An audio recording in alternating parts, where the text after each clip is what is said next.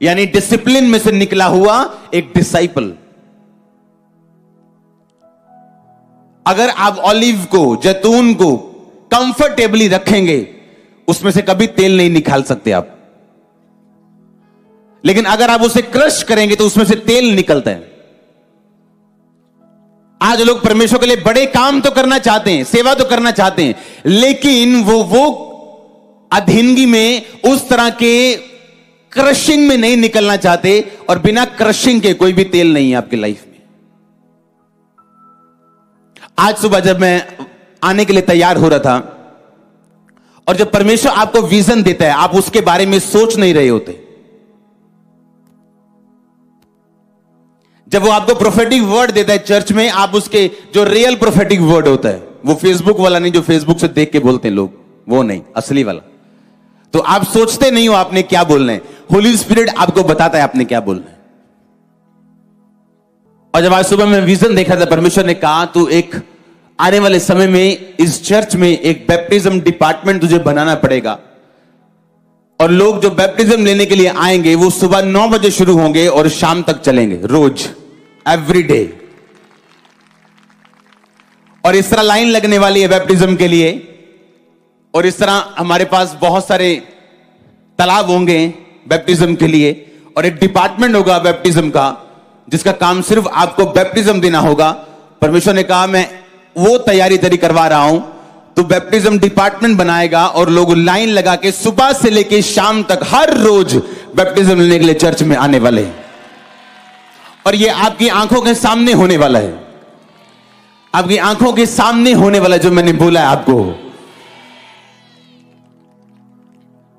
लेकिन इतनी बड़ी अगर परमेश्वर आपको विजन दे, अगर वो आपको यूहन्ना बनाना चाहता है, या आपको एलिया बनाना चाहता है, या एलीशा बनाना चाहता है, वो आपसे वो प्राइस भी लेगा। आमीन।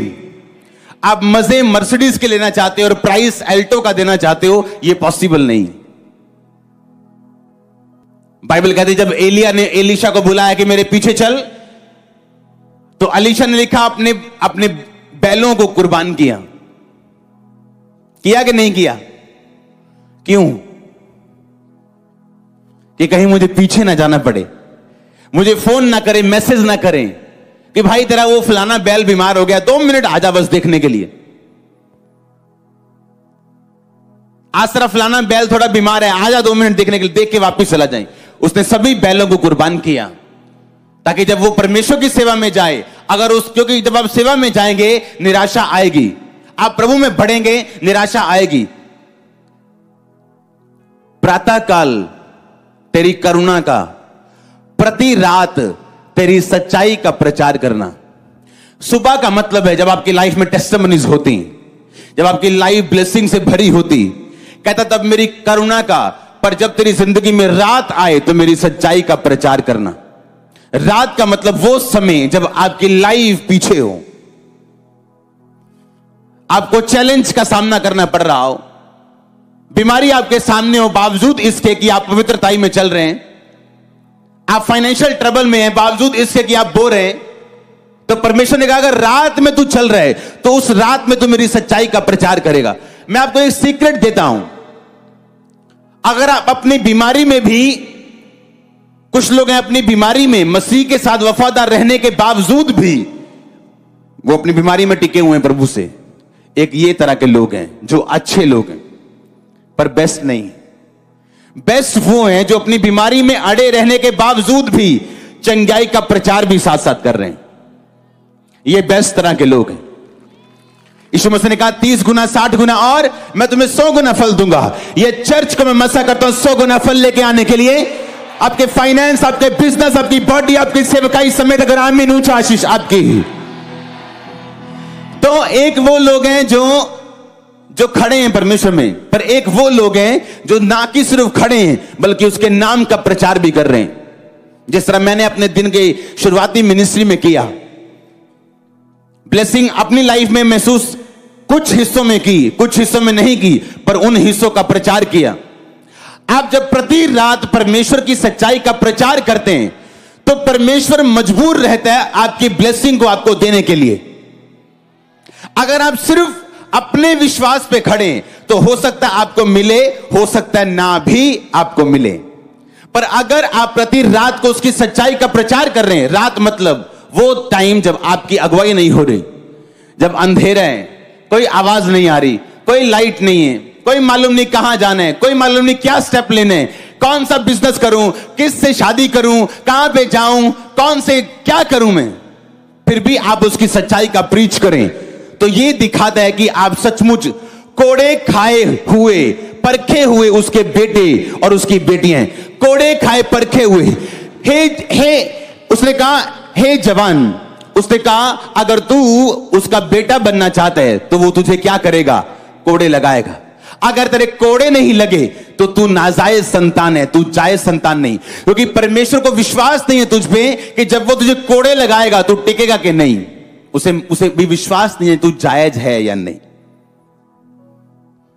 प्रति रात तेरी सच्चाई का प्रचार करना, और जब दिन हो उसकी करुणा का प्रचार करना कि परमेश्वर ने मुझ पे करुणा की है, मुझे चंगा किए हैं, आशीषित किए हैं, अपनी महिमा के लिए बुलाया। पर जब रात हो जाए तेरी लाइफ में तो उसकी सच्चाई का प्रचार करना, प्रचार करना, विश्वास करना नहीं। क्या करना, देखो शैतान के कैसे डंडे लगते, फिर करके देखो कैसे उसके डंडे लगते हैं, कैसे वो भागते हैं आपकी लाइफ से, कैसे आपके बच्चों को वो छोड़ते हैं, कैसे आपके बीमार शरीरों को वो छोड़ते हैं। आप करके देखना ऐसे ही, और कैसे होली स्पिरिट से आप भरते हो, आप करके देखना। आमीन। होली स्पिरिट से वो नहीं भरते हैं जो सिर्फ फेथ करते हैं, वो भरते हैं जो प्रचार करते हैं, जो ये वेट नहीं कर रहे कि जब मेरी लाइफ में टेस्टिमनी होगी तो मैं गवाही दूंगा। वो लोगों को बता रहे हैं कि यीशु मसीह चंगा करने वाला परमेश्वर। तू चंगा हुआ कि नहीं, ये मेरी और प्रभु की बात है, डोंट वरी। अगर वहां पे चर्च में प्रभु के द्वारा अगर 1000 लोग चंगे हो सकते हैं संडे, तो मेरा नंबर आएगा। हां, कोई ऐसा गुनाह नहीं आपने किया कि आपका नंबर ना आए। कितने मेरी बात को समझ रहे हैं? लेकिन उसकी सच्चाई का क्या करना, प्रीच करना, प्रचार करना गॉस्पेल को। आपकी सामर्थ है ये, आपकी ताकत है ये, आपका हथियार है ये शैतान के मुंह पे थप्पड़ है कि मैंने इसको ट्रबल दिया, इसको बीमारी दी, लेकिन ये चंगाई का प्रचार कर रहे हैं। मैंने इसको गरीबी दी, ये यीशु मसीह की ब्लेसिंग का प्रचार कर रहे हैं। एक दिन बीमारी को जाना होगा। अगर आप सुन रहे, मैं होली स्पिरिट की अगुवाई से बोल रहा हूं, होली स्पिरिट मुझसे बोल रहे हैं, मैंने कहा बीमारी को एक दिन जाना होगा, गरीबी को एक दिन जाना होगा, संघर्ष को एक दिन जाना होगा, और आपके घर में साल्वेशन को आना होगा, आपके बच्चे के जीवन से नशे को जाना होगा। अगर आमीन ऊंचा। प्रति रात मेरी सच्चाई का प्रचार करना, क्रेजी हो जाओ प्रचार करने के लिए। मैं वेट नहीं करूंगा मेरी लाइफ में काम हुआ या नहीं, मैं प्रचार करूंगा। मैं जानता हूं मेरे सामने 100 लोगों की लाइफ में काम हुआ, मैंने अपनी आंखों से देखा। मैं मसीह में आया, प्रार्थना हुई, मुझे फर्क पड़ना शुरू हुआ, लेकिन जो कंप्लीट चंगाई मैं चाहता था वो नहीं हुई, अभी शुरू हुआ। और मैं बड़ा हैरान था कि कब प्रभु मुझे छुएगा। और हम रात को शाम को बैठ के प्रार्थना करते थे, तब चर्च नहीं होता था, ऐसे बैठ के शाम को प्रार्थना करते थे। और हमें एक मैसेज आया और लोगों को मालूम होता था कि ये ग्रुप है, ये जो बीमारों के लिए प्रार्थना करते हैं। ये हमें एक मैसेज आया कि एक भाई है, उसको अधरंग हुआ, और उनको किसी ने बताया कि यहां प्रार्थना होती तो आप उसके लिए प्रेयर करो। जब उसके लिए प्रेयर हुई मेरी आंखों के सामने, मैंने नहीं की, मैं सिर्फ देख रहा था क्या करते हैं। दूसरे दिन जब वो आया, अपनी बाजू उठा रहा था, बोल रहा था। सुनो, मैंने सोचा, क्योंकि नया विश्वासी परखता है, सच है झूठ है, पैसे तो नहीं दिए, प्रभु सच्ची है ना। मेरी आंखों के सामने रोज रोज लोग आते गए और हील होते गए, और मेरी लाइफ में से नशे जाते रहे और बहुत सारे काम होने शुरू हुए। मेरे को समझ आ गई कि यीशु मसीह सच्चा है। जो मैं इंतजार कर रहा हूं, जिसका अभी तो नहीं है पर आने वाले टाइम में होगा। और बाइबल कहती तेरे विश्वास के अनुसार तेरी जिंदगी में होगा। और वैसा हुआ सालों बाद, लेकिन हुआ जरूर। लेकिन उन सालों में बैठा नहीं रहा इंतजार करता हुआ, प्रति रात मेरी सच्चाई